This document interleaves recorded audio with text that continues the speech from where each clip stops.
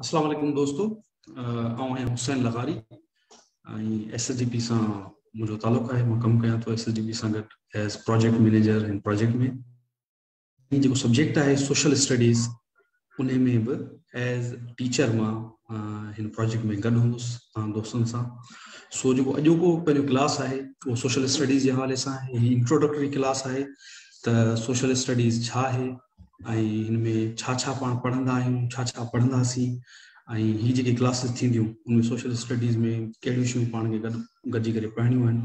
सो उन जे हवाले सां आहे हिकिड़ो तारुफ़ी क्लास आहे।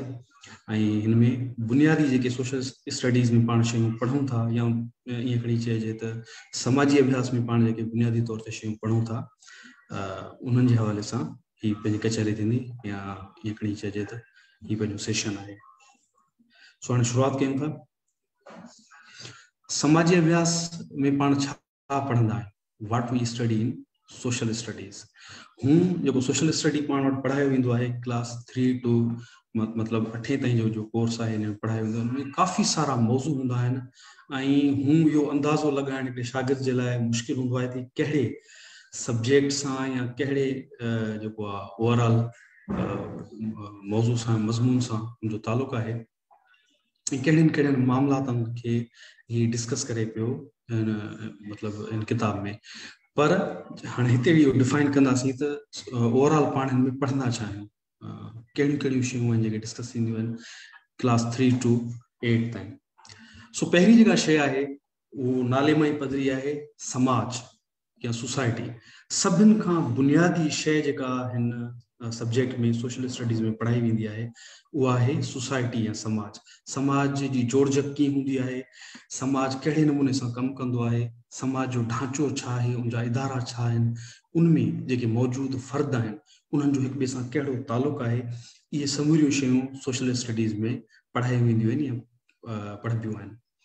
ॿियो जेको मौज़ू डिस्कस थींदो आहे सोशल स्टडीज़ में जंहिंखे बहस हेठि आंदो वेंदो आहे उहा आहे पॉलिटिक्स, यानी कि सियासत। सियासत कीअं थींदी आहे, कहिड़ा तरीक़ा आहिनि, कहिड़ियूं आइडियोलॉजीज़ या ईअं खणी चइजे त नज़रिया सियासत में जेको आहे कतब आंदा वेंदा आहिनि, इहे शयूं बि इनमें सोशल स्टडीज़ में पढ़ंदा आहियूं पाण। ऐं उनखां पोइ आहे सोशल वैल्यूज़। जेके बि सोशल वैल्यूज़ कस्टम्स पंहिंजी सोसाइटी में मौजूदु आहिनि या किन्हनि बि समाजनि में मौजूदु आहिनि उहे शयूं पढ़ायूं वेंदियूं आहिनि। छाकाणि जेके समाजी क़दरूं आहिनि, सोशल वैल्यूज़ आहिनि, असांजी डेली लाइफ ते असरअंदाज़ थींदियूं आहिनि ऐं उन्हनि जो असांजी सियासत ते, असांजी जेके समाजी ढांचा आहिनि या समाजी इदारा आहिनि उन्हनि में उन सोशल वैल्यूज़ जो असरु हूंदो आहे। उनजे करे सोशल वैल्यूज़ खे बि पढ़ायो वेंदो आहे। उनखां पोइ आहे कल्चर या सकाफ़त। ही इंतिहाई बुनियादी शइ आहे ऐं जेके बि समाज आहिनि उन्हनि में बुनियादी आइडेंटिटी हूंदी आहे। सकाफ़त जे ज़रिए ई सुञाणप हिकिड़े फ़र्द खे मिलंदी आहे तूं कहिड़ी सकाफ़त सां, कहिड़ी कल्चर सां तालुक़ु रखे थो। ऐं जॾहिं असां सकाफ़त जी ॻाल्हि कयूं था त उन सकाफ़त सां लाॻापियल जेके बि रवैया मौजूदु आहिनि समाज में या जेके बि उन सां गॾु कस्टम्स मौजूदु आहिनि, वैल्यूज़ मौजूदु आहिनि, छो त हर सकाफ़त जो या हर कल्चर जो पंहिंजो हिकिड़ो रंग हूंदो आहे, पंहिंजी उनजी हिकिड़ी सुञाणप हूंदी आहे ऐं उन कल्चर या सुञाणप खे खणी करे हिकिड़ो फ़र्द सोसाइटी में हलंदो आहे, चाहे कंहिं बि समाज में हुजे। ऐं उन पंहिंजी सुञाणप या उन पंहिंजी आइडेंटिटी सां हू तमामु क्लोज़ली यानी तमामु वेझड़ाइप सां उहो लाॻापियल हूंदो आहे। उन सां हुनजो हिकिड़ो जज़्बाती रिश्तो हूंदो आहे। हिकिड़ो फ़र्द भले खणी हिकिड़ी सोसाइटी सां तालुक़ु रखंदो हुजे, हिकिड़े ख़ासि कल्चर सां तालुक़ु रखंदो हुजे, उहो ट्रेवल करे उहो कंहिं ॿी जॻह ते वञे, इहो ॾाढो मुश्किल हूंदो आहे, ईअं खणी चइजे नामुमकिन हूंदो आहे त हू पंहिंजी असलोकी जेका आइडेंटिटी आहे या उनजी जेका सकाफ़ती जेका उनजी सुञाणप आहे उनखे विसारे सघे, उन सां लाॻापियल रहंदो आहे। उनखां पोइ जेका सोशल स्टडीज़ में पाण शइ पढ़ंदा आहियूं उहा आहे general knowledge and current affairs, आम मालूमात ऐं मौजूदा मामला। दुनिया में हींअर छा वहे वापरे पियो ऐं ॿियूं जेके आम मालूमात सां लाॻापियल शयूं आहिनि उहे बि हिन सब्जेक्ट में सोशल स्टडीज़ में पढ़ंदा आहियूं। उनखां पोइ आहे तारीख़, हिस्ट्री। पॉलिटिकल हिस्ट्री हुजे या खणी चइजे त डिप्लोमेटिक हिस्ट्री हुजे, इस्लामिक साल रिलीजियस हिस्ट्री आहे जेका असां वटि पढ़ाई वेंदी आहे, इहा हुजे, उनजा समूरा मौज़ू जेके आहिनि तारीख़ जा काफ़ी सारा ये मौजू उहे हिन में पढ़ाया वेंदा आहिनि सोशल स्टडी में। अॻु में छा थी गुज़रियो ऐं कहिड़ी इलाइक़े जी तारीख़ रही, ऐं ख़ासि तौर ते जॾहिं असां ॻाल्हि कयूं इन सोशल स्टडीज़ जी त स्पेसिफिकली तारीख़ जा जेके ॿ मौज़ू आहिनि उहे घणो तणो डिस्कस थींदा आहिनि।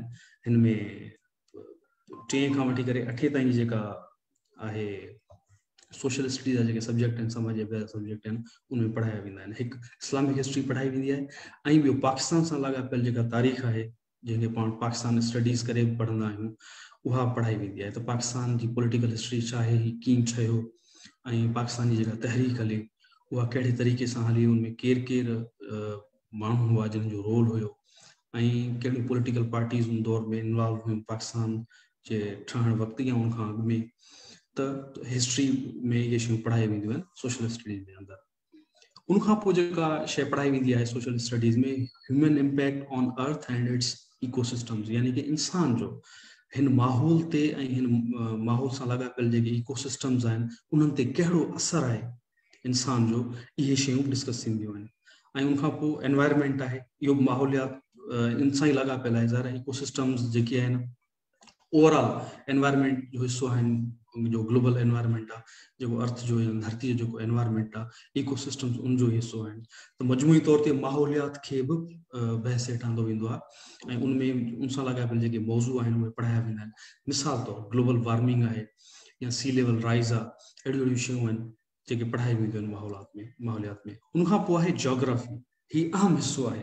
उनमें ख़ासि तौर ते पाण वटि सोशल स्टडीज़ में जेका शइ डिस्कस थींदी आहे उहा आहे political geography. Globally political geography छा आहे, ऐं ख़ासि तौर ते पाकिस्तान ऐं सिंध खे फोकस करे जोग्राफी खे हिन में पढ़ायो वेंदो आहे सोशल स्टडीज़ में। हाणे ही मूं तव्हांखे तारुफ़ में इहे शयूं ॿुधायूं त सोशल स्टडीज़ में पाण कहिड़ियूं शयूं हिन सब्जेक्ट में 3 खां वठी करे 8 ताईं पढ़ंदा आहियूं। हिननि जो तव्हांखे इल्म में हुजण जे करे लाज़मी हो अॻियां हली करे पंहिंजा जेके बि क्लासिस हूंदा उहे कंहिं न कंहिं तरीक़े सां इन्हनि मौज़ूअनि सां लाॻापियल। अच्छा, हाणे शुरूआत जॾहिं असां कयूं था अर्थ ते अचण जी, धरती ते डिस्कस करण जी, त ज़ाहिर आहे असांखे ख़बर हुजणु घुरिजे त अर्थ आहे छा। अर्थ हिकिड़ो जो सोलर सिस्टम जो हिकिड़ो प्लैनेट आहे, ऐं इनखे टेरेस्ट्रियल प्लैनेट पाण चवंदा आहियूं। अहिड़ो प्लैनेट या अहिड़ो ग्रह जेको पथरीली शिकल जो ठहियल आहे। मिसाल तौरु ॿिया प्लैनेट्स आहिनि, टेरेस्ट्रियल जेके प्लैनेट्स आहिनि हिन में सोलर सिस्टम में, उनमें मर्क्यूरी आहे, वीनस आहे, अर्थ आहे, मार्स आहे। ही 4 प्लैनेट्स आहिनि जेके जिनखे टेरेस्ट्रियल प्लैनेट्स चयो वेंदो आहे। जॾहिं अर्थ ते असां ॻाल्हायूं था, ओवरऑल ग्लोबली ज़मीन ते असां ॻाल्हायूं था, त असांखे ख़बर हुजणु घुरिजे त सोलर सिस्टम में ज़मीन जी कहिड़ी पोज़ीशन आहे, उहो कहिड़ी तरह जो ग्रह आहे, ऐं जेको इंटरनेशनल एस्ट्रोनॉमिकल जेका यूनियन आहे उनजे तरफ़ां जेके 4 ईअं सम्झो त एलानियल आहिनि ग्रह, जेके पथरीला ग्रह आहिनि, उन्हनि में ज़मीन हिकु आहे। उनमें वरी आऊं हिकिड़ी दफ़ा दोहरायां थो, उनमें मर्क्यूरी आहे, वीनस आहे, अर्थ आहे ऐं मार्स आहे। इहे अहिड़ा ग्रह आहिनि जिन्हनि ते हींअर ईअं सम्झो त ईअं खणी चई सघिजे थो त उहे पथरीला ग्रह आहिनि। 3 क़िस्मनि जा ग्रह हूंदा आहिनि पंहिंजे सोलर सिस्टम में। हिकिड़ा अहिड़ा आहिनि जेके पथरीला आहिनि, ॿिया वरी गैसनि जी शिकल जहिड़ा हूंदा आहिनि। मिसाल तौरु जुपिटर आहे, जेके गैस जाइंट चइबो आहे। टियों वरी क़िस्म आहे आइस जाइंट्स जो, यानी कि हू अहिड़ा थधा आहिनि जो बर्फ़ानी शिकल जा या बर्फ़ानी सूरत जा उहे ग्रह आहिनि। ऐं इहे 2 कैटेगरीज़ आहिनि ग्रहनि जूं जेके सोलर सिस्टम में मौजूदु आहिनि। छो त इहा शइ सम्झणु उनजे करे ज़रूरी आहे, जेसीं ताईं तव्हां इहा शइ नथा सम्झो त धरती जो हिन सोलर सिस्टम में छा उनजी पोज़ीशन आहे, कहिड़े क़िस्म जो ग्रह आहे, तेसीं ताईं इहो अंडरस्टैंड करणु मुश्किल हूंदो त हिते लाइफ कीअं पॉसिबल थी, ऐं लाइफ पॉसिबल हुजण जे लाइ कहिड़ियूं शयूं आहिनि जेके रिक्वायर्ड आहिनि। इहे शयूं तव्हां अंडरस्टैंड असां करे सघूं था जॾहिं हुनजी पोज़ीशन जी असांखे ख़बर हुजे, ऐं इहो ख़बर हुजे त धरती कहिड़े क़िस्म जो ग्रह आहे या प्लैनेट आहे। इहो हिकिड़ो वॾो सुवाल आहे, how earth supports the life. Is it enough for a planet to be terrestrial for supporting life? मज़ेदार सवाल आहे। छा कंहिं बि ग्रह जे लाइ पथरीलो हुजणु काफ़ी आहे ज़िंदगी खे सपोर्ट करण जे लाइ? तव्हां ॿुधायो, तव्हां कमेंट में ॿुधाए सघो था त छा को ग्रह जेकॾहिं पथरीलो हुजे, टेरेस्ट्रियल हुजे, त तो छा हू सिर्फ इन्हीं सूरत में लाइफ के सपोर्ट करे सके थो या न, या इन खां अलावा के ॿियूं शयूं आहिनि जेके लाइफ के सपोर्ट करण जे लाइ उनखे घुर्बल हूंदियूं आहिनि। हिकिड़ो मज़ेदार सवाल आहे ऐं असांजे इन सोलर सिस्टम जो सवाल आहे, असांजे प्लेनेट जो सवाल आहे। सो हाणे इन ते अॻिते वधूं था, कहिड़ियूं शयूं आहिनि जेके रिक्वायर्ड हूंदियूं आहिनि प्लेनेट के लाइफ के सपोर्ट करण जे लाइ। Life supporting protection systems of earth. हाँ ही उहे शयूं अथव, ये असांजो सॼो समाज, असांजी सॼी सोसाइटी, ये असांजो सभु रियासतूं, ये असांजा सभु इको सिस्टम इन्हनि शयुनि जे करे मौजूदु आहे। इहे शयूं न हुजनि असांजी धरती ते, असांजे प्लेनेट ते का बि लाइफ पॉसिबल न आहे। उनमें सभिनि खां पहिरीं जेका बुनियादी शइ आहे उहा आहे वाटर, यानी पाणी। पाणी मौजूदु हूंदो तॾहिं लाइफ पॉसिबल आहे। हूं ॿियूं काफ़ी सारियूं सूरतूं लाइफ जूं थी सघनि थियूं, साइंस उन ते करे थी पई तहक़ीक़, पर हींअर जंहिं क़िस्म जे लाइफ जे जंहिं क़िस्म खां असां वाक़ुफ़ आहियूं उनमें पाणी जो हुजणु लाज़मी आहे, बुनियादी इंग्रेडिएंट आहे लाइफ जे लाइ। ॿियो आहे atmosphere and it's pressure. Atmosphere जो हिकिड़ो सर्टेन प्रेशर रिक्वायर्ड हूंदो आहे पाणी खे पाण्याठी शिकल बरक़रार रखण जे लाइ। जेकॾहिं असांजी धरती ते इहो एटमॉस्फेयर जो प्रेशर न हुजे त पाणी पंहिंजी पाण्याठी शिकल खे बरक़रार नथो रखी सघे। मार्स जो एग्जाम्पल वठी वठो, मार्स ते पाणी मौजूदु आहे पर उते एटमॉस्फेयर जो प्रेशर तमामु घटि आहे, जंहिंजे करे पाणी उते पाण्याठी शिकल में मौजूदु नथो रही सघे, या त हू एवोपरेट थी थो वञे या वरी बर्फ़ानी सूरत में, आइसी सूरत में उते मौजूदु आहे। तो उनजे करे ऐं एटमॉस्फेयर जो प्रेशर सफ़ा घणो हूंदो तॾहिं ख़तरनाक आहे। वीनस जो मिसाल तव्हां वठी वठो, वीनस जो जेको उते एटमॉस्फेयर प्रेशर आहे उहो धरती खां कई गुना वधीक आहे। तो उनजे करे उते अहिड़ी जॻह ते बि लाइफ पॉसिबल न आहे जिते एटमॉस्फेयर जो प्रेशर तमामु घणो हुजे। उनजे करे हिकिड़ी ख़ासि सतह आहे जेको आहे लाज़मी आहे, उन खां वधीक जेकॾहिं एटमॉस्फेयर जो प्रेशर थिए थो उते बि लाइफ पॉसिबल न आहे। उन खां पोइ आहे ग्रेविटी, कशिश शकल। ज़मीन जी हिकिड़ी ख़ासि छिक हूंदी आहे जंहिंजे ज़रिए ज़मीन ते जेके मौजूदु शयूं आहिनि उन्हनि खे ज़मीन पाण वटि छिके रखंदी आहे, उहा आहे ग्रेविटी। ऐं ग्रेविटी इंतिहाई लाज़मी आहे, ग्रेविटी खां सवाइ इहो पॉसिबल शायदि न हुजे हा त हिते लाइफ हुजे। उन खां पोइ आहे मैग्नेटिक फील्ड आहे जेको ज़मीनी चकमकी दायरो। हाणे धरती हिकिड़े मैग्नेटिक यानी कि वॾे बॉल वांगुरु कमु कंदी आहे ऐं उहो जेको मैग्नेटिक फील्ड जो जेको दायरो आहे, उहा जेका फील्ड आहे उहा इंतिहाई ज़रूरी आहे ज़मीन जे लाइ। जेकॾहिं इहा न हुजे ख़तरनाक जेके रेज़ आहिनि सिज जूं उहे धरती जे एटमॉस्फेयर खे साड़े सघनि थियूं। हिते पाण वटि धरती जे इर्द गिर्द जेको ओज़ोन जो लेयर आहे उहो बर्न थी सघे थो जेकॾहिं इहो मैग्नेटिक फील्ड जो जेको ईअं खणी चइजे त असांखे प्रोटेक्शन सिस्टम आहे इहो मौजूदु न हुजे। इहो इंतिहाई लाज़मी आहे। मिसाल आहे हिन जो मार्स जो मिसाल आहे त मार्स जो जेको मैग्नेटिक फील्ड जो जेको निज़ाम आहे या पाण खे चऊं ज़मीन जो चकमकी जेको दायरो आहे उनजो उते अहिड़ो सिस्टम मौजूदु न आहे। उनजे करे हुते जेका सिज जी रोशनी पवे थी उहा सिधी पवे थी ऐं उते प्रोटेक्शन न हुजण जे करे लाइफ जी का हींअर शिकल पॉसिबल न आहे। अच्छा, इन खां पोइ आहे ओज़ोन लेयर। ओज़ोन लेयर बि हिकिड़े क़िस्म जो ईअं सम्झो असांखे प्रोटेक्शन ॾियण जे लाइ, असांखे महफ़ूज़ बणाइण जे लाइ हिकिड़े क़िस्म जो परदो, हिकिड़ो लेयर चढ़ियल आहे।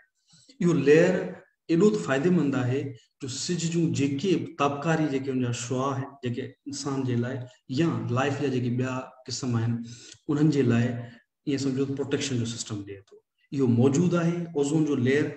उनजे करे सिज जूं जेके ताबकारी शुआऊं आहिनि उहे सिधी तरह ज़मीन ते नथियूं पहुची सघनि ऐं सिज जूं शुआऊं छणी करे इंतिहाई सुठी शिकल में जेका लाइफ जेके बर्दाश्त करे सघे थी उन सूरत में असां वटि उहा रोशनी, हीट या शुआऊं पहुचनि थियूं। उनजे करे असां वटि जेका लाइफ आहे पॉसिबल आहे। हीअ शइ उनजे करे ॿुधाइणु ज़रूरी हुयूं त जॾहिं असां सोसाइटी जी ॻाल्हि कयूं था, समाज जी ॻाल्हि कयूं था, इंसान जी ॻाल्हि कयूं था, इंसान कहिड़े माहौल में रहे थो ऐं उन माहौल में रहण जे लाइ कहिड़ियूं शयूं रिक्वायर्ड आहिनि, कहिड़ा प्रोटेक्शन सिस्टम आहिनि अर्थ ते या हिन प्लेनेट ते रिक्वायर्ड आहिनि, इहे शयूं अंडरस्टैंड करणु शुरूआत में ज़रूरी आहे। अच्छा, हाणे लाइफ ऑन अर्थ जी पाण ॿुधायो त लाइफ ऑन अर्थ हाणे थोरो हिकिड़ो मूं हिते ईअं सम्झो रेफरेंस ॾियण जी ज़रूरत सम्झी त लाइफ जॾहिं जी फॉर्मेशन थी अर्थ जी ज़मीन ठही उनखां पोइ लाइफ जो स्टार्ट कीअं थियो आहे। मिसाल तौरु मां तव्हांखे ॿुधायां त फॉर्मेशन ऑफ अर्थ जेका आहे 4.5 बिलियन ईयर्स अगो थी, जेका ज़मीन ठही आहे ईअं सम्झो 4.5 अरब साल में ठही आहे, ऐं उन जे थोरे अरसे खां पोइ लाइफ जी सादी शिकल स्टार्ट थी वई हुई। 4.2 बिलियन ईयर्स अगो ज़मीन ते सादी शिकल हुई, इंतहाई बुनियादी शिकल हुई लाइफ जी या ज़िंदगी जी, उनजी शुरुआत थी चुकी।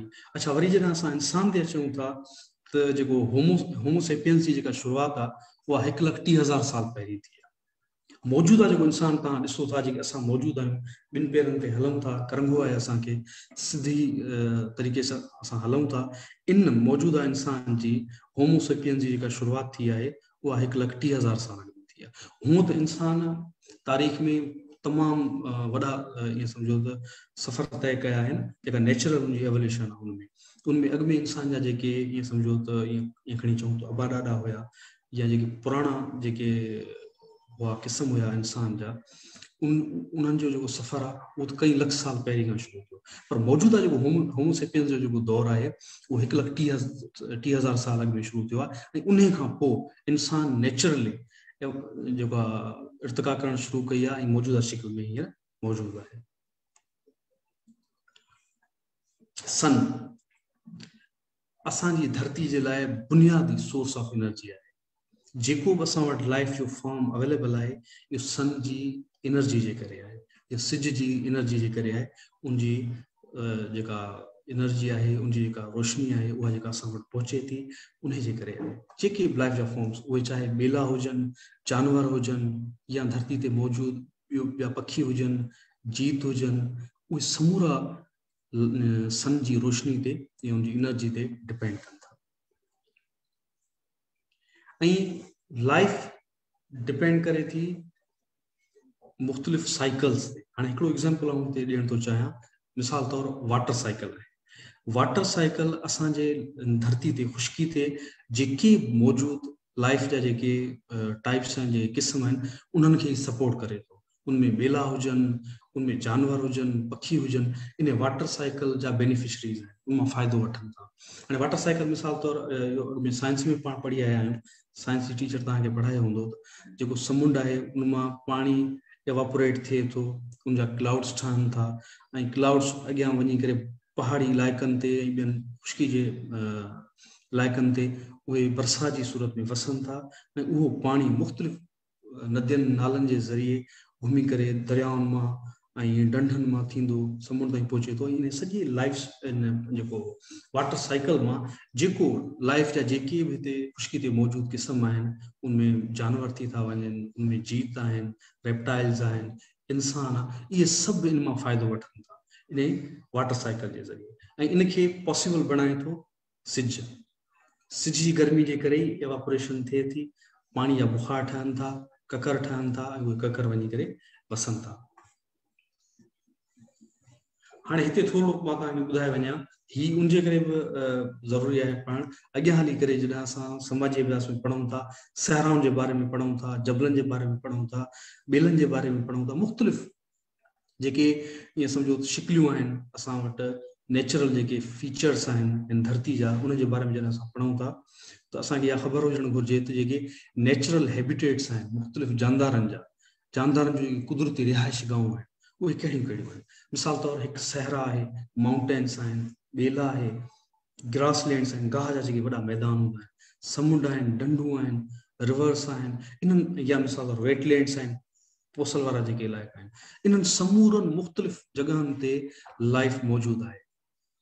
उनमें लाइफ जूं मुख़्तलिफ़ शिकलियूं मौजूदु आहिनि, उनमें जानवर आहिनि, पखी आहिनि, ऐं रेप्टाइल्स आहिनि, फिश आहे, इहे समूरा जेके क़िस्म आहिनि लाइफ जा, उहे इन्हनि रिहाइश गाहनि में मौजूदु हूंदा आहिनि।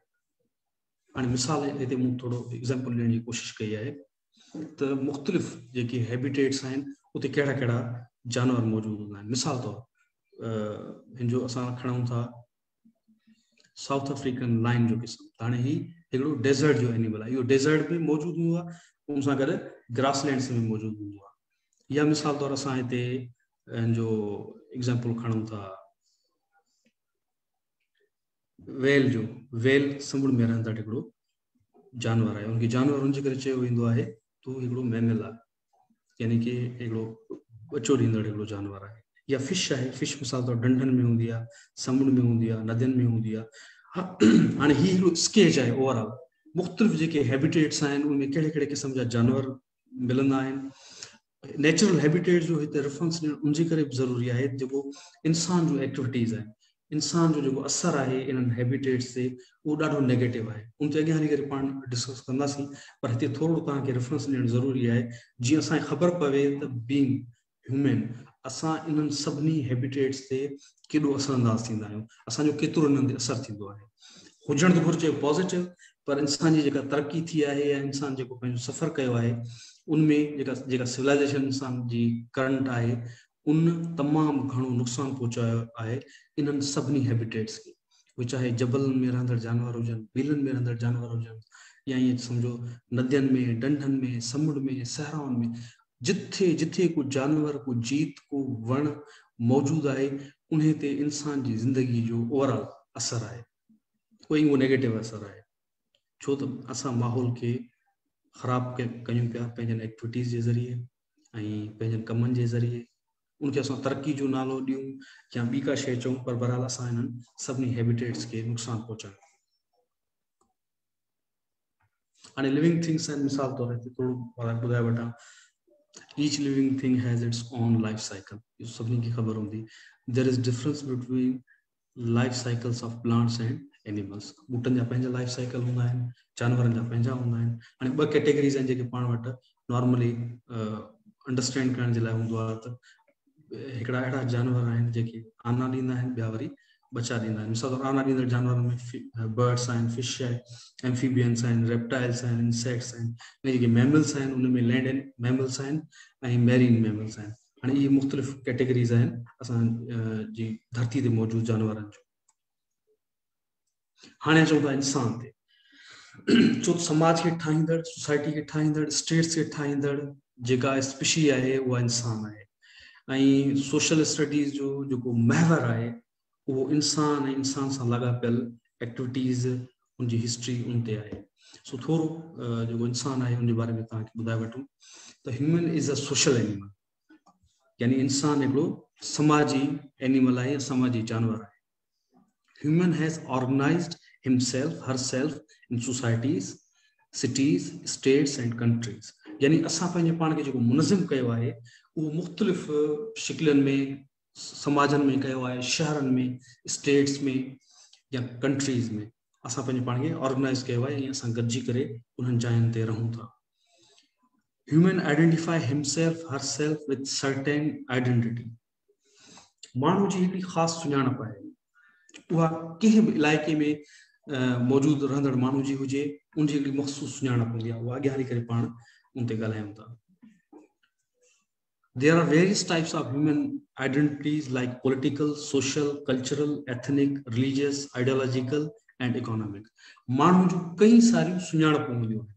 माण्हू पंहिंजे पाण खे इंट्रोड्यूस कराईंदो आहे, पंहिंजी सुञाणप कराईंदो आहे मुख़्तलिफ़ नालनि सां।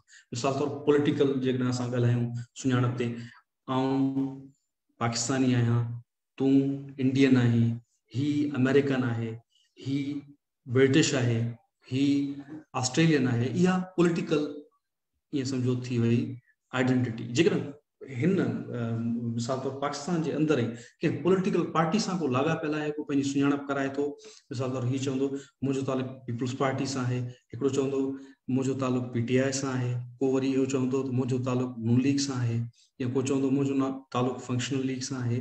त इहा आइडेंटिटी आहे, इहा पंहिंजी सुञाणप आहे। सिर्फ़ु पॉलिटिकल सुञाणप न हूंदी आहे, सोशल सुञाणप हूंदी आहे, सोशली बि हूंदी आहे। मिसाल तौर कास्ट माण्हू पंहिंजी ॿुधाईंदो आहे। मिसाल तौर जेकॾहिं आउं पंहिंजी कास्ट ॿुधायां थो, आउं चवंदुसि त मुंहिंजो जेको तालुक़ु आहे लगारी कास्ट सां आहे, मां लगारी आहियां। या ॿियो को असांजो दोस्त मौजूदु आहे उहो ॿुधाईंदो आउं भुट्टो आहियां, आउं चांडियो आहियां, आउं मलाह आहियां, या आउं मेमुण आहियां। जेके बि ज़ातियूं आहिनि इहे आइडेंटिटीज़ आहिनि, इहे सुञाणपूं आहिनि, इन्हनि जे ज़रिए असां पंहिंजी सुञाणप कराईंदा आहियूं। या मिसाल तौर कल्चरल आइडेंटिटी हूंदी आहे, को चवंदो आहे त आउं सिंधी आहियां, को चवंदो आहे आउं पंजाबी आहियां, छो जो इहे कल्चर्स आहिनि। या को चवंदो आहे त आउं बलोच आहियां, को चवंदो आहे त आउं बंगाली आहियां, को चवंदो आहे त आउं तामिल आहियां। इहे उहे कल्चरल आइडेंटिटीज़ आहिनि, उन्हनि जे पोयां उन्हनि जे बैकग्राउंड में हिकिड़ो मख़सूस कल्चर आहे। अॻियां हली करे जॾहिं पाण कल्चर ते ॻाल्हाईंदासीं उनखे डिटेल में तव्हांखे ॿुधाईंदुसि त कल्चर छा आहे, उनमें कहिड़ियूं कहिड़ियूं शयूं हूंदियूं आहिनि ऐं कहिड़े तरीक़े सां कल्चर जेको आहे हिकिड़ी मख़सूस शिकल में ईंदो आहे। उनखां पोइ माण्हू उन सां जेके लाॻापियल पंहिंजी सुञाणप कल्चर जे ज़रिए कराईंदा आहिनि, इन ते पाण ॻाल्हाईंदासीं। या मिसाल तौरु एथनिक आहे, ज़बान जी। हाणे हिकिड़ा पंजाबी ॻाल्हाईंदा आहिनि, हिकिड़ा सिंधी ॻाल्हाईंदा आहिनि, हिकिड़ा इंग्लिश ॻाल्हाईंदा आहिनि, हिकिड़ो माण्हू चाइनीज़ ॻाल्हाईंदो आहे। त जेका एथनिक आइडेंटिटी आहे उहा लाॻापियल हूंदी आहे मख़सूस ॿोली सां जेको उहो माण्हू ॻाल्हाईंदो आहे। या रिलीजियस आइडेंटिटी आहे, को चवंदो आहे त आउं मुस्लमान आहियां, को चवंदो आहे आउं सिख आहियां, को चवंदो आहे आउं हिंदू आहियां, को चवंदो आहे ईसाई आहियां या यहूदी आहियां। त जेको रिलीजन आहे या जेको उनजो मज़हब आहे, इहा फ़र्द जी या माण्हू जी, इंसान जी आइडेंटिटी बणिबो आहे या उनजी सुञाणप बणिबो आहे। उन सां गॾु आइडियोलॉजिकल जेके आहिनि उहे बि सुञाणपूं हूंदियूं आहिनि। मिसाल तौरु हिकिड़ो चवंदो आहे त आउं कम्युनिस्ट आहियां, को चवंदो आहे त मां डेमोक्रेट आहियां। जेका पॉलिटिकल आइडियोलॉजी आहे या ॿी का आइडियोलॉजी हुजे, सोशल आइडियोलॉजी हुजे, उन सां लाॻापियल जेकॾहिं के माण्हू हूंदा आहिनि त उन मख़सूस आइडियोलॉजी सां पंहिंजे पाण खे पंहिंजी सुञाणप कराईंदा आहिनि। या मिसाल तौरु इकोनॉमिक जेका आइडेंटिटी आहे, इहा बि इंतिहाई इंपॉर्टेंट आहे, छो समाज में मुख़्तलिफ़ क्लासिस मौजूदु आहिनि। केरु उनखे मञे न मञे, क्लास सिस्टम आहे असां वटि। ऐं क्लास सिस्टम जी जॾहिं असां ॻाल्हि कयूं त उहा हिकिड़ी मख़सूस आइडेंटिटी बणिबी आहे। मिसाल तौरु असां चऊं त तूं ग़रीब आहीं, तूं अमीर आहीं, त इहा बि हिकिड़ी क़िस्म जी आइडेंटिटी या सुञाणप बणिजी सघे थी, बणिबी आहे। अच्छा, उन खां पोइ अचूं था त human controls the earth and it's resources. हाणे जेको इंसान आहे हिन धरती खे कंट्रोल करे थो, तमामु वॾो अरसो लॻो हिनखे कंट्रोल करण में, पर हाणे हिनजे दस्तरस में आहे, हिनजी कंट्रोल में आहे ऐं जीअं चाहे उन ते असरअंदाज़ थी सघे थो। इन ते मौजूदु जेके बि रिसोर्सिस आहिनि, ॿियूं जेके बि स्पीशीज़ आहिनि मौजूदु ज़मीन ते, उहे सभु ईअं सम्झो त इंसान जे कंट्रोल जे हेठि आहिनि। का बि इंसान खां वधीक हिन धरती ते कंहिं रिसोर्स ते असरअंदाज़ नथी थी सघे एतिरो इंसान थी सघे थो। मिसाल तौरु असां सां गॾु हिन धरती ते पखी बि रहंदा आहिनि, असां सां गॾु जानवर बि रहंदा आहिनि, मच्छियूं बि रहंदियूं आहिनि, पर इंडस रिवर ते का मच्छी डैम नथी ठाहे सघे, इंडस रिवर ते का मच्छी कैनाल नथी ठाहे सघे, इंडस रिवर खे का बि मच्छी एतिरो ख़राब नथी करे सघे जेतिरो असां ख़राब करे सघूं था या ख़राब कयूं था।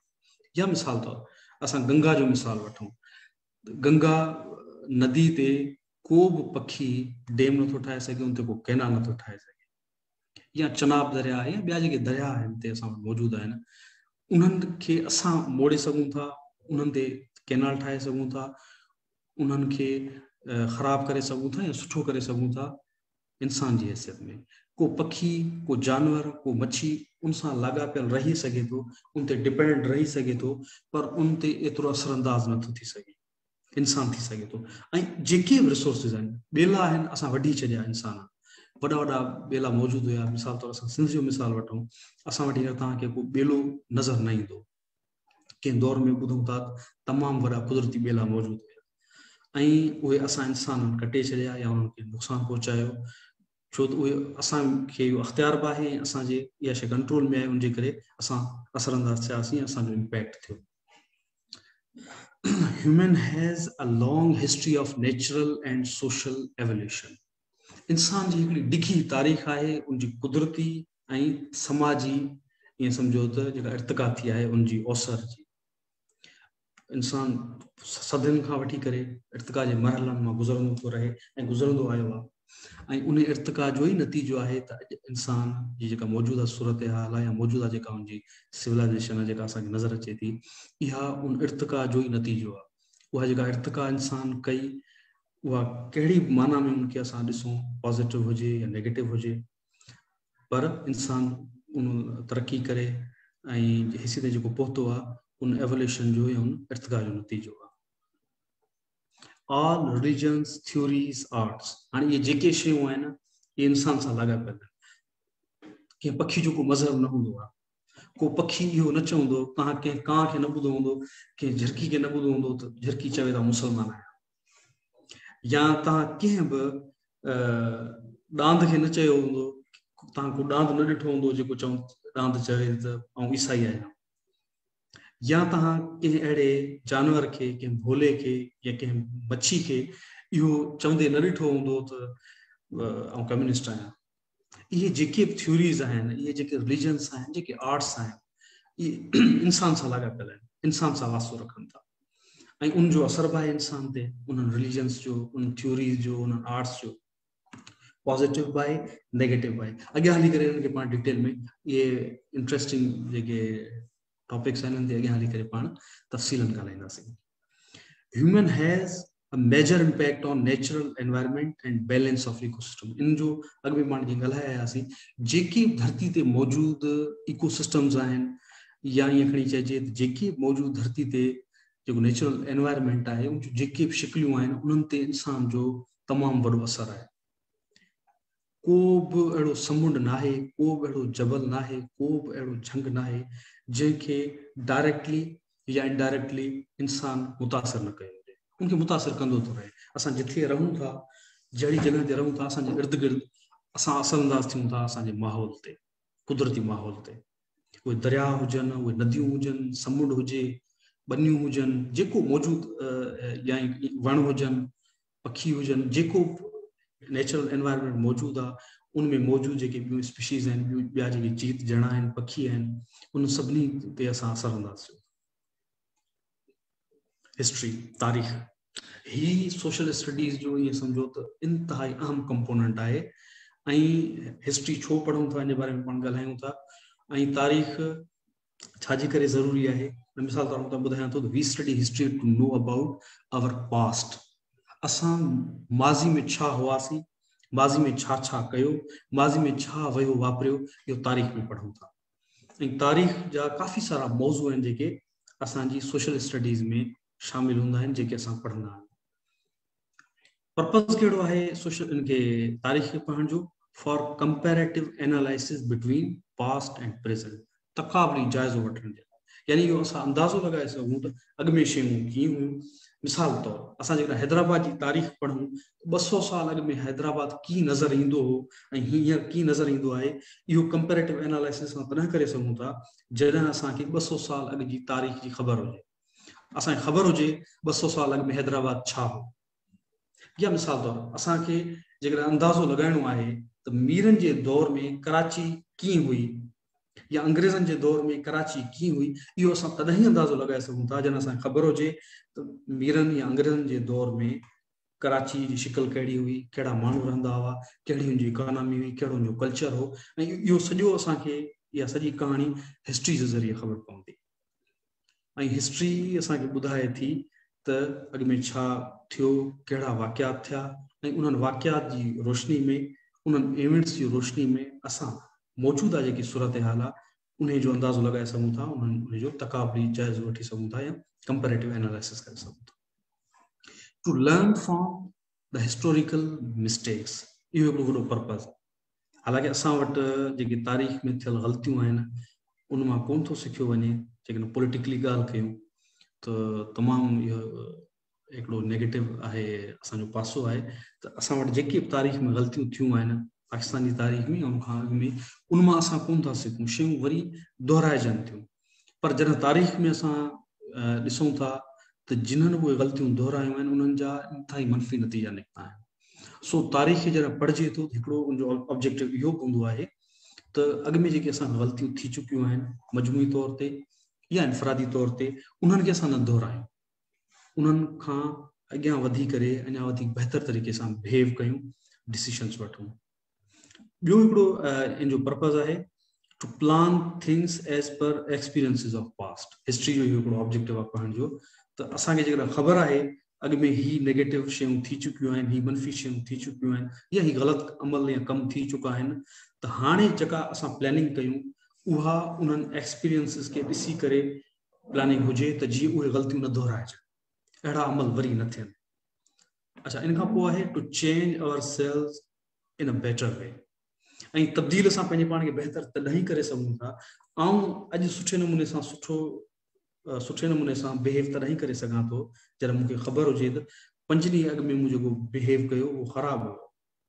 इहो मूंखे अॼु जेकॾहिं ख़बर आहे 5 ॾींहं अॻु में मूं ख़राब अमल कयो हुयो तॾहिं आऊं अॼु सुठो अमल करे सघां थो। साॻे नमूने सां जॾहिं असां मजमूई तौर ते समाज जी ॻाल्हि कयूं, रियासत जी ॻाल्हि कयूं, जॾहिं असां हिते के वॾा फ़ैसिला सुठे तरीक़े सां वठणु चाहियूं, पंहिंजे पाण खे तब्दील करणु चाहियूं समाजी तौर ते या रियासती तौर ते, उहो तॾहिं करे सघूं था जॾहिं असां हिस्ट्री खां वाक़ुफ़ु हुजूं। असांखे ख़बर हुजे त 10 साल अॻु में, 20 साल अॻु में, 50 साल अॻु में कहिड़ियूं ग़लति शयूं थियूं हुयूं जेके हाणे न थियणु घुरिजनि, ऐं उन्हनि खे नज़र में रखंदे असां पंहिंजे पाण खे तब्दील कयूं। त हिस्ट्री असांखे तमामु घणो कुझु सेखारे थी ऐं तमामु असांखे ईअं सम्झो त हिकिड़ी वसी नज़र ॾिए थी, ऐं उहा नज़र तॾहिं असां वटि अची सघे थी, असां उन फ़ाइदो हासिल करे सघूं था जॾहिं हिस्ट्री खे असां स्टडी कयूं या पढ़ूं। ऐं सोशल स्टडीज़ में हिस्ट्री जा काफ़ी सारा टॉपिक्स आहिनि, काफ़ी सारा मौज़ू आहिनि जेके असां पढ़ंदा आहियूं। हाणे ही हिकिड़ो पॉलिटिकल मैप आहे असांजी ज़मीन जो, जेको बि हिन दुनिया में मौजूदु आहे पॉलिटिकली, उहो हिन नक्शे में तव्हां ॾिसी सघो था। ब्राज़ील आहे, कोलंबिया आहे, बोलिविया आहे, ऑस्ट्रेलिया आहे, इंडोनेशिया आहे, इंडिया, पाकिस्तान, जेके मुल्क आहिनि हिन मैप में तव्हां ॾिसी सघो था। ऐं मैप्स असां अॻियां हली करे स्टडी कंदासीं, डिटेल में सम्झंदासीं मैप ठहंदो कीअं आहे, कहिड़े तरीक़े सां ठहंदो आहे, इहे शयूं सोशल स्टडीज़ में डिस्कस थींदियूं आहिनि समाजी अभ्यास में। सो ही हिते तव्हांखे ग्लोबल जेको मैप आहे या वर्ल्ड मैप आहे उहो तव्हांखे असां हिते ॾेखारियूं पिया। इनमें तव्हां ॾिसी सघो था कहिड़ा मुल्क कहिड़ी जॻह ते मौजूदु आहिनि। ऐं मां तव्हांखे हिकिड़ो एग्ज़ाम्पल ॾियां, मिसाल तौरु हिते पाकिस्तान मौजूदु आहे, ऐं पाकिस्तान जे मथां चाइना जे मथां मंगोलिया मौजूदु आहे, या मिसाल तौरु ग्रीनलैंड आहे, त इहो एटलांटिक ओशन में आहे। त मैप खे सम्झण बि ज़रूरी आहे। जॾहिं पॉलिटिकल हिस्ट्री तव्हां दुनिया जी पढ़ो था, उनमें पॉलिटिकल हिस्ट्री इनखे पॉलिटिकल जेके अफेयर्स आहिनि उन्हनि खे अंडरस्टैंड करण जी जॾहिं कोशिशि कयो था, मैप्स बि ज़रूरी आहे। या डिप्लोमेटिक हिस्ट्री जॾहिं असां पढ़ूं था त डिप्लोमेटिक हिस्ट्री खे बि मैप्स ज़ाहिर कनि था। अॻु में मिसाल तौरु इंग्लैंड कीअं नज़र ईंदो हो, यूनाइटेड किंगडम अॻु में कीअं नज़र ईंदो हो, स्वीडन कीअं नज़र ईंदो हो अॼु खां 300-500 साल अॻु में, कैनेडा अॼु खां 200 साल अॻु में कीअं हो, 300 साल अॻु में कीअं हो, या पाकिस्तान खां अॻु में जॾहिं सब कॉन्टिनेंट हो, ब्रिटिश इंडिया हो, उहो नक्शे में कीअं नज़र ईंदो हो। नक्शो पॉलिटिकल अथॉरिटी खे ज़ाहिर करे थो। पाकिस्तान जूं जेके हदूं आहिनि, जेका पाकिस्तान जी जेका पॉलिटिकल ईअं सम्झो त अथॉरिटी आहे, कहिड़नि इलाइक़नि ते आहे, उनखे रिप्रेज़ेंट करे थो, उनखे रिफ्लेक्ट करे थो मैप। त मैप पढ़णु बि ज़रूरी आहे इंतिहाई। अॻियां हली करे पाण डिटेल में शयूं पढ़ंदासीं। ही सिर्फ़ु तव्हांखे हिन इंट्रोडक्टरी क्लास में तारुफ़ कराइण जे लाइ हिकिड़ो मैप तव्हांजे आॾो पेश कयल आहे। अच्छा, हाणे पाण अचूं था फ़र्द ते या इंडिविजुअल। जॾहिं बि असां सोशल स्टडीज़ पढ़ूं था, उनमें इहो अंडरस्टैंड करणु ज़रूरी आहे त असां हिकु फ़र्द आहियूं। ऐं जॾहिं तव्हां पंहिंजे पाण खे फ़र्द जी हैसियत में ॾिसो था, तव्हां किथे बीठा आहियो सोसाइटी में, स्टेट में, जॾहिं तव्हां इहो अंडरस्टैंड कंदो, उन खां पोइ उन सां ॿियूं समूरियूं शयूं लिंक्ड आहिनि, समूरियूं शयूं लॻापियल आहिनि फ़र्द सां, इंडिविजुअल सां, जेको तव्हां बि आहियो ऐं बि आहियां। Individual is a basic single unit of the society. जेको ही तव्हां समूरो समाज ॾिसो था, सिंध में, पाकिस्तान में, ग्लोबली, इहो समूरो हिकिड़ी ख़ासि इहो सम्झो त सिंगल यूनिट जो ठहियल आहे। उहो यूनिट आहे फ़र्द। ऐं तव्हां या घर में तव्हांजे मौजूदु को दोस्त आहे, उहो इंडिविजुअल आहे, उहो फ़र्द आहे। इहे समूरा फ़र्द मिली करे, फ़र्द केरु बि थी सघे थो, ॿार बि थी सघे थो, औरत बि थी सघे थी, को पोड़ो माण्हू थी सघे थो, इंसान को बि आहे, उहो फ़र्द आहे। Individual makes the family. हाणे जेके बि असां फैमिलीज़ मौजूदु आहिनि, वॾा वॾा ख़ानदान, नंढा नंढा ख़ानदान, जेके बि ख़ानदान जूं शिकिलियूं मौजूदु आहिनि, उन्हनि खे फ़र्द ठाहे थो। यानी बेसिक सफ़ा जेको बेसिक सिंगल जेको यूनिट आहे, उहो थियो फ़र्द, ऐं फ़र्द मिली करे सोसाइटी जो बेसिक यूनिट फैमिली ठाहीनि था। Society defines the customs and rules for individual. जेके बि तव्हां समाज में रस्मूं ॾिसो था या जेके कानून ॾिसो था, क़ाइदा ॾिसो था, इहे फ़र्द जे लाइ, ऐं फ़र्द ई उन्हनि खे या फॉलो करे थो या डिनाय करे। Individual has an identity as per his her political location. जी पॉलिटिकल आइडेंटिटी थी वई, आउं हिते मौजूदु आहियां सिंध में, ऐं सिंधी आहियां, हैदराबाद में मौजूद आहियां, मां हैदराबाद जो रिहायशी आहियां। पाकिस्तान में रहां थो, पाकिस्तान जो रिहायशी आहियां, पाकिस्तानी आहियां। जेकॾहिं को माण्हू जोधपुर में बीठो आहे, it means he is an Indian. को माण्हू काबुल में बीठो आहे, इन जो मतिलबु आहे हू अफगानिस्तान जो रिहायशी आहे या अफगानी आहे। तो जेकी पॉलिटिकल जेके आइडेंटिटीज़ आहिनि, उहे पॉलिटिकल लोकेशन जे थ्रू हिकिड़े इंडिविजुअल खे, हिकिड़े फ़र्द खे मिलनि थियूं। जेके फ़र्दनि जूं जेके सियासी, ईअं सम्झो त उन जूं सुञाणपूं आहिनि, उहे उन्हनि जी लोकेशन जे करे आहिनि, उहे उन फ़र्द खे मिलनि थियूं। Individual drives the society age ही शी वांट। समाज के हलाईंदड़ जेका कुवत आहे उहो फ़र्द आहे। फ़र्द ई इदारा ठाहींदा आहिनि, फ़र्द ई सोसाइटीज़ ठाहींदा आहिनि, फ़र्द ई मिली करे रियासतूं ठाहींदा आहिनि, फ़र्द ई मिली करे रियासतनि खे टोड़ींदा आहिनि, फ़र्द ई मिली करे ग्लोबली वॾा वॾा इदारा ठाहींदा आहिनि, मुख़्तलिफ़ रियासतनि जे विच में गॾियल जेके इदारा हूंदा आहिनि उहे ठाहींदा आहिनि। तो फ़र्द जो तमामु बुनियादी अहम रोल आहे।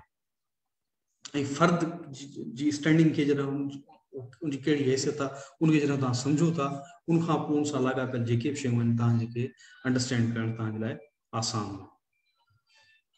इंडिविजुअल रन्स द स्टेट, जीअं तव्हां ॿुधायो त फ़र्द ई आहे जेको रियासतनि खे हलाए थो, समाजनि खे हलाए थो। All laws are for an individual. अॻु में मूं तव्हांखे ॿुधायो जेके बि कानून आहिनि उहे फ़र्द जे लाइ आहे, जेको हिकिड़ो मौजूदु फ़र्द आहे। Society is for individual, individual should not be for a society. इहो हिकिड़ी चइजो रूल आहे। जेके समाज आहिनि उहे फ़र्दनि जे लाइ आहिनि, छो त फ़र्दनि ठाहिया आहिनि। को बि फ़र्द समाजनि जे लाइ न हुजणु घुरिजे। असां वटि छा थो थिए, इलाही सारियूं अहिड़ियूं कस्टम्स आहिनि सोसाइटीज़ जूं जेके हिकिड़े फ़र्द जी आज़ादी ते असरअंदाज़ थियनि थियूं, फ़र्द जे स्टेटस ते असरअंदाज़ थियनि थियूं, ऐं हिकिड़ो फ़र्द उन मख़सूस सोसाइटी जी रविश जो शिकार थी करे सोसाइटी तां क़ुर्बान थी थो वञे। त इहो हिकिड़ो रूल आहे त फ़र्द सोसाइटी जे लाइ न हुजणु घुरिजे, छो त सोसाइटी फ़र्द जे लाइ आहे, फ़र्दनि मिली करे सोसाइटी ठाही आहे। All theories and ideologies are for people, individuals. So people should not be sacrificed for a theory or an ideology. तो जेके बि फ़र्द आहिनि उहे क़ुर्बान न थियणु घुरिजनि कंहिं थ्योरी जे मथां या कंहिं आइडियोलॉजी जे मथां, छो त उहे आइडियोलॉजीज़ या उहे थ्योरीज़ फ़र्दनि जे लाइ त आहिनि, फ़र्दनि जी माण्हुनि जी बहितरी जे लाइ त आहिनि। पर जेकॾहिं असांजा माण्हू उन्हनि आइडियोलॉजीज़ या उन्हनि थ्योरीज़ जे मथां क़ुर्बान कया वञनि त इहो इंतिहाई ग़लति अमल आहे जेको थिए थो पाण वटि।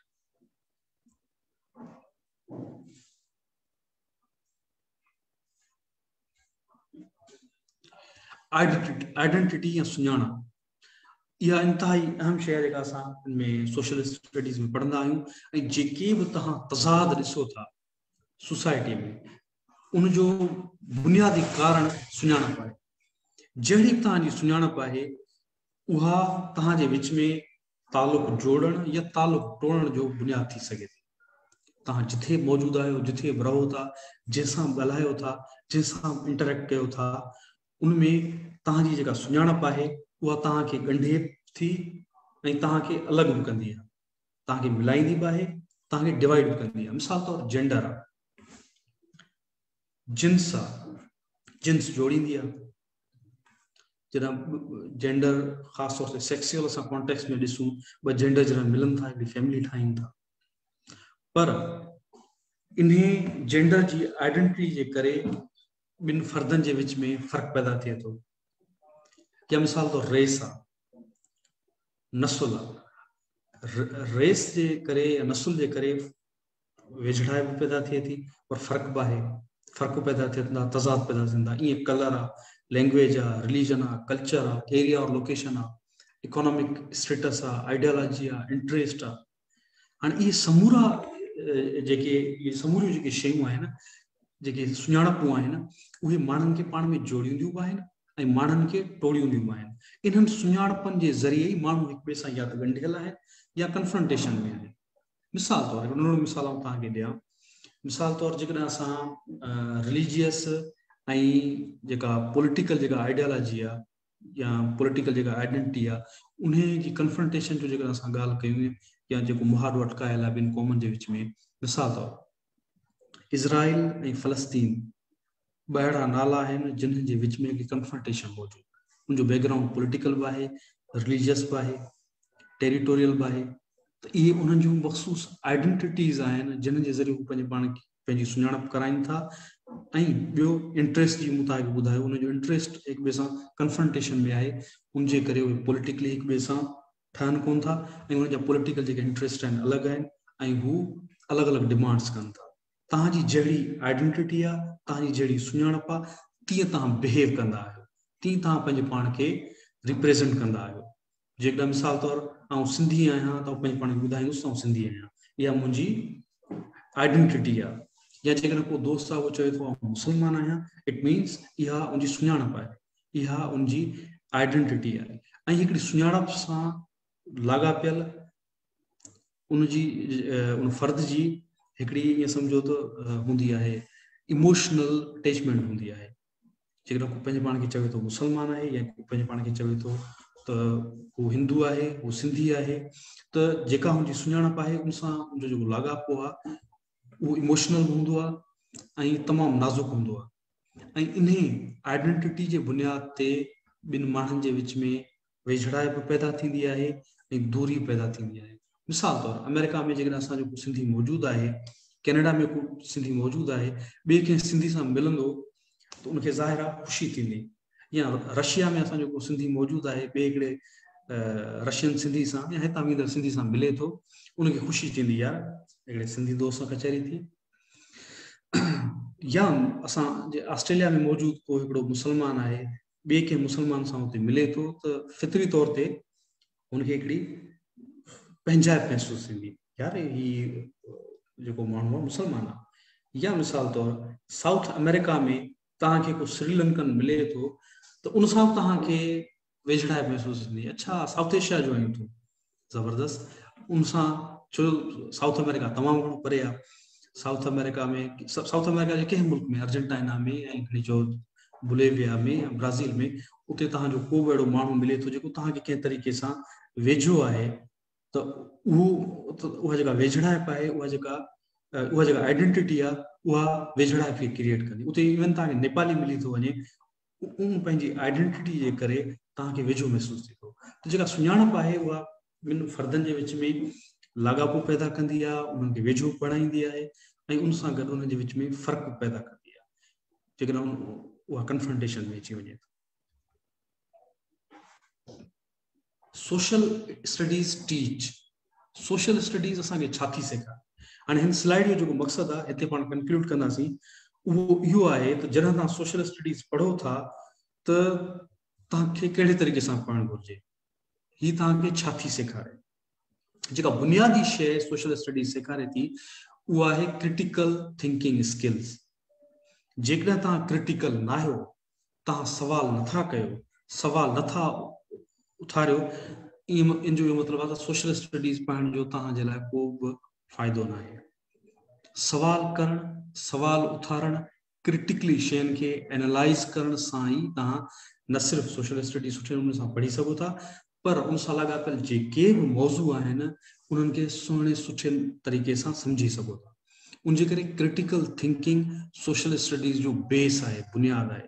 बदकिस्मती सां असां वटि उन अंदाज़ सां सोशल स्टडीज़ खे कोन थो पढ़ायो वञे। सोशल स्टडी असांखे हिकिड़े सबक़ वांगुरु पढ़ाई वेंदी आहे, हिकिड़ी लेसन वांगुरु पढ़ाई वेंदी आहे। त फलाणे ख़ान हीअं कयो, फलाणे ख़ान हीअं कयो, हीअं थियो, हीअं थियो, अच्छा इहा आहे सोशल स्टडीज़। सोशल स्टडीज़ सिर्फ़ु हिस्ट्री न आहे त नेपोलियन हीअं करे छॾियो, हिटलर हीअं करे छॾियो, या फलाणे हीअं करे छॾियो। सोशल स्टडीज़ लेसन बि न आहे। सोशल स्टडीज़ तव्हांखे हिकिड़ो अहिड़ो स्किल ॾिए थी, अहिड़ो हुनर ॾिए थी, जंहिंसां जेके बि मौज़ू आहिनि सोशल स्टडीज़ सां लाॻापियल, उन्हनि खे तव्हां तहक़ीक़ी निगाह सां ॾिसो, उन्हनि खे तव्हां फलोरियो, तव्हां सवाल उथारियो, तव्हां पुछो त इहा जेका शइ थी आहे कीअं थी, उनजे पुठियां कारण कहिड़ो हुयो, कहिड़ो सबबु हुयो, फलाणी जेकॾहिं शइ थी त हीअं छो न थी, हीअं बि थी पई सघी, ऐं फलाणी शइ या फलाणे इवेंट जो या फलाणे वाक़िए जो हीअ नतीजो छो निकितो, हीअ बि त निकिरी पई सघियो। इहो तॾहिं थींदो जॾहिं तव्हांजी जेका थिंकिंग आहे उहा क्रिटिकल हुजे। You must know how to raise a question. ताए खबर हो जे ताके सवाल क्यों उठारणो आ, ताए खबर हो जे कि बि मौजू सां लाॻापियल का स्टेटमेंट आ उन जो ता की जायज़ो वठो, ता उनखे की एनालाइज कयो, ता कंपैरेटिव एनालिसिस की कयो। ये समूरियूं शयूं तना ता सोचे सघो था जॾहिं तव्हांजी जेका थिंकिंग आहे उहा क्रिटिकल हुजे, तव्हां में सवाल करण जी सघ हुजे। ऐं सोशल स्टडीज़ सवाल करण जी सघ ॾिए थो। समाजी अभ्यास तव्हां जॾहिं पढ़ो था तव्हां में इहा कुवत पैदा थिए थी त तव्हां सवाल उथारो, जेकॾहिं तव्हां उनखे उन तरीक़े सां उन अंदाज़ सां पढ़ो। मिसाल तौर त हीउ जेको हिकिड़ो प्रोसेस ॼाणायल आहे हिते, कम्युनिकेशन आहे, कम्युनिकेशन ओपन माइंडनेस सां ईंदी आहे। सुठे नमूने जॾहिं तव्हां सुठे नमूने सां कम्युनिकेट कंदा आहियो त ओपन माइंडनेस उनजो नतीजो आहे। ऐं ओपन माइंडनेस जे ज़रिए ई तव्हां प्रॉब्लम के सवाल कंदा आहियो। जॾहिं तव्हां आज़ादु ज़हन आहियो, तव्हांजो ज़हन कंहिं मख़सूस थ्योरी, कंहिं मख़सूस आइडेंटिटी जो ग़ुलाम न आहे, तव्हां कंहिं बि तख़लीक़ी या ईअं खणी चइजे त इल्मी तासुब जो शिकार न आहियो, त पोइ तव्हां पंहिंजे ज़हन में आज़ादु आहियो ऐं तव्हांखे का बि जकड़ न आहे। ऐं तव्हां ज़हनी तौर ते जॾहिं आज़ादु आहियो, उनखां पोइ को सोशली उथारियल जेको सवाल आहे या प्रॉब्लम आहे उनखे तव्हां सॉल्व करे सघो था। ऐं जॾहिं तव्हां हिकिड़ी ॻंढ खे खोलियो या तव्हां हिकिड़ी बुझारत खे भञियो, हिकिड़ो प्रॉब्लम जॾहिं तव्हां सॉल्व कयो, उन खां पोइ तव्हां क्रिएटिवली को कमु करे सघो था।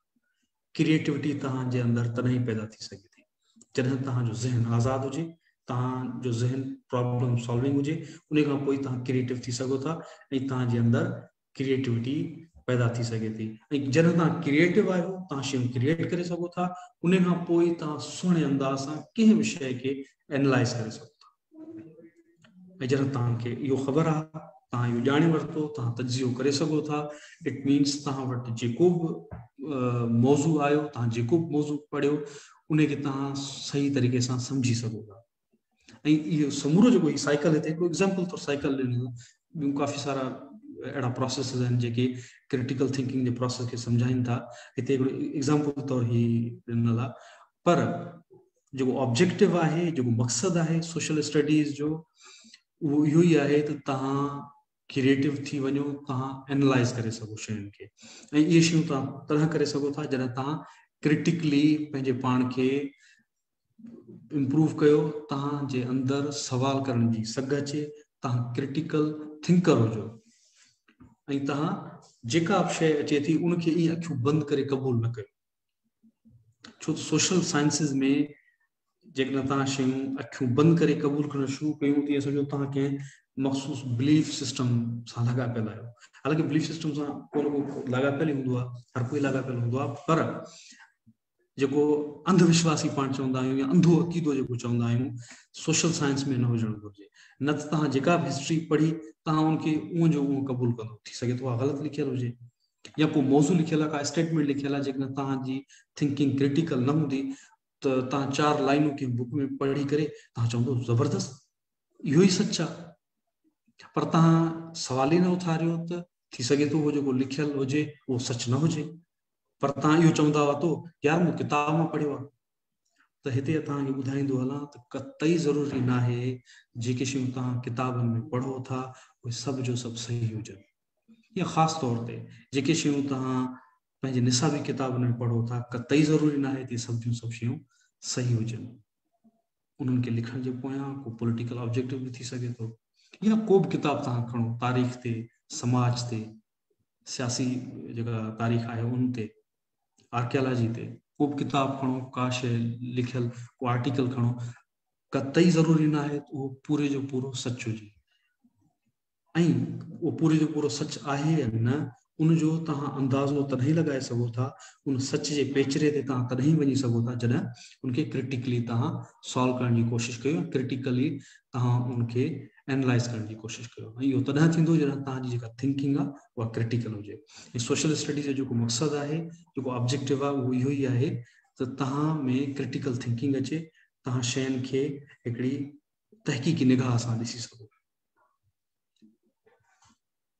अच्छा, अॻु में हीअ शयूं मां डिस्कस करे चुको आहियां त इंसान जो जेको कुदरती माहौल आहे, नेचुरल हैबिटेट्स आहिनि, उन ते कहिड़ो असरु थिए थो, पर हिकिड़े दफ़ा वरी दोहराए थो वञा। मिसाल तौरु ग्लोबल वार्मिंग आहे, पूरी दुनिया में गर्मी पद जेको आहे उहो वधे पियो ऐं उनखे इंसान तेज़ी सां वधाए पियो। उनजा जेके बुनियादी जेके रीज़न्स आहिनि उहे आहिनि इंडस्ट्रियलाइज़ेशन आहे ऐं ॿियो जेको ह्यूमन एक्टिविटीज़ आहिनि। दुनिया में जेके इंडस्ट्रीज़ ठहियूं आहिनि, जेको इंडस्ट्रियल जेको रेवोल्यूशन आयो आहे, माण्हुनि हर जगह ते इंडस्ट्रीज लगाए छॾियूं आहिनि, जेके ॿियूं एक्टिविटीज़ आहिनि, वार्स आहिनि, ॿियूं जेके शयूं आहिनि, उहे काज़ आहिनि ग्लोबल वार्मिंग जो। दुनिया में जेको गर्मी पद वधे पियो, ग्लोबली हिकिड़ी वार्मिंग थिए पई अथई ऐं हिकिड़ी गरमाइश पई थिए असांजे पूरे माहौल में, पूरे एटमॉस्फेयर में, इन धरती ते, उन्हनि जो ज़िम्मेदार इंसान आहे। काफ़ी सारियूं शयूं इंसान करे पियो। मिसाल तौरु destruction of natural habitats of animals, जेकी हैबिटेट्स आहिनि, नेचुरल हैबिटेट्स आहिनि एनिमल्स आहिनि, उन्हनि खे असां डिस्ट्रॉय पिया था कयूं। इहो हिकिड़ो नेगेटिव इम्पैक्ट आहे इंसान जे कमनि जो। या मिसाल तौरु डिफॉरेस्टेशन आहे। असां वटि अॻु में जेके ॿेला मौजूदु हुया, ग्लोबली जिथे मौजूदु हुया, उन्हनि खे इंसाननि पंहिंजनि मक़सदनि जे करे ख़राबु कयो आहे ऐं उनखे डिस्ट्रॉय कयो। त इहो माहौल जे लाइ इंतिहाई नेगेटिव इम्पैक्ट आहे जेको इंसान जे तरफ़ां माहौल ते पए पियो, या जेके शयूं आहिनि धरती ते मौजूदु उन्हनि खे नुक़सान पहुचाए पियो। सी लेवल राइज़ आहे, जॾहिं ग्लोबली तव्हां वटि माहौल गरम थिए पियो, गर्मी पद वधे पियो, त जेके आइस शीट्स आहिनि या जेके ग्लेशियर्स आहिनि उहे तेज़ी सां ॻरनि पिया। मिसाल तौरु हिते नॉर्थ पोल ते या साउथ पोल ते जेका मौजूदु आइस आहे उहा ॻरे पई। ग्रीनलैंड जूं जेके आइस शीट्स आहिनि उहे ॻरनि, या ॿिया जेके ग्लेशियर्स आहिनि उहे ॻरनि था पिया तेज़ी सां, ऐं उन्हनि जे ॻरण जे करे जेको वाटर साइकिल आहे उहो तेज़ थी वियो आहे, ऐं उहो पाणी जेको उन्हनि मां जेको निकिरे थो ॻरण जे करे, आइस शीट्स जे ॻरण जे करे, उहो ग्लोबली सी लेवल खे वधाए पियो, राइज़ पियो करे। हाणे जेके बि सामूंडी शहर आहिनि, समुंड जे किनारनि ते जेके आबाद शहर आहिनि उहे रिस्क ते।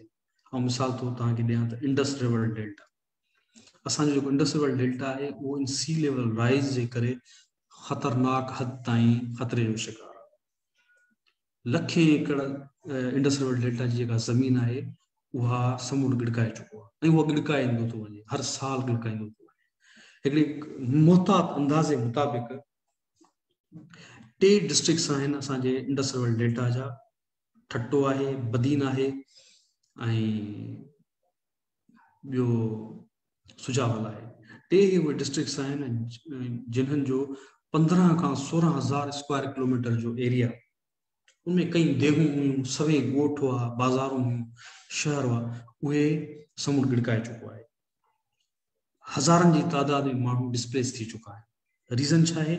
सी लेवल राइज़, समुंड जी सतह जो जेको आहे ऊंचो थियण या उनजो वधणु, इहो हिकिड़ो वॾो रिस्क आहे। जंहिं मिसाल त रिस्क ऑफ ग्लोबल वार्स लिखियो आहे, त ग्लोबली जेकॾहिं का एटॉमिक वार थिए थी, का न्यूक्लियर वार थिए थी, त ही समूरी धरती रिस्क ते आहे, उहा तबाह थी सघे थी।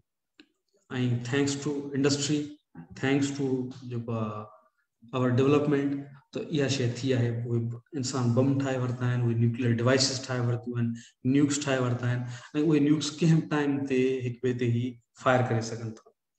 सो जेकॾहिं उहा शइ थिए थी त ग्लोबली जेको इहो सम्झो त अर्थ आहे उहा डिस्ट्रॉय थी सघे थी, ऐं जेको असां वटि धरती ते मौजूदु आहे उहो ख़तमु थी सघे थो।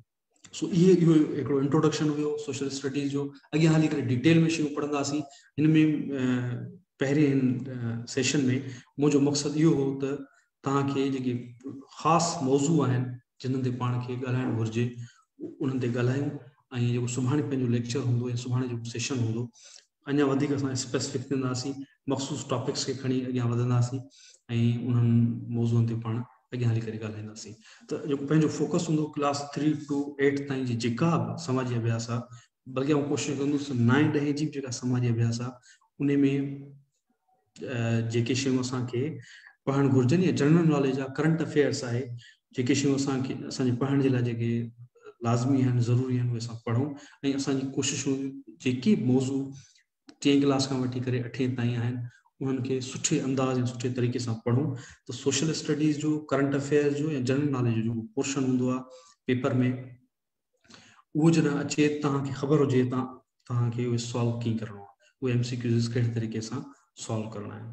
सो तव्हांजो जेको को सुवालु हूंदो, इन खां पोइ जेको को सुवालु आहे उहो तव्हां ज़रूरु कजो, इंशाल्लाह पाण सुठे तरीक़े से ये क्लासेस हलाईंदासीं ऐं सुठे नमूने सां इन्हनि मौज़ूअनि ते ॻाल्हाईंदासीं त जीअं जॾहिं असां ही क्लासेस जेके बि आहिनि सोशल स्टडीज़ जूं पूरियूं कयूं त तव्हां पूरी तरह सां सम्झी सघो, पूरी तरह सां ॼाणे सघो त तव्हांखे तव्हांजो पेपर कहिड़े तरीक़े सां करिणो आहे। हीउ जेको पोर्शन अचे थो जनरल नॉलेज जो, करंट अफेयर्स जो ऐं सोशल स्टडीज़ जो, तव्हां उहो कीअं सॉल्व कयो। ऐं न सिर्फ़ु इहो, इनशाला हिननि क्लासिस जे ज़रिए जेके बेसिक आइडियाज़ आहे समाज सां लाॻापियल, सोसाइटी सां लाॻापियल, पॉलिटिक्स सां लाॻापियल, कल्चर सां लाॻापियल जेके बुनियादी आइडियाज़ आहिनि उहे तव्हांजा आइडियाज़ क्लियर थी वञनि। सो वरी सुभाणे गॾु हूंदासीं इनशाला ऐं तव्हां सां टाइम शेयर थी वेंदो सुभाणे जी क्लास कहिड़े टाइम ते थींदी। सो तेसीं ताईं जे लाइ महिरबानी।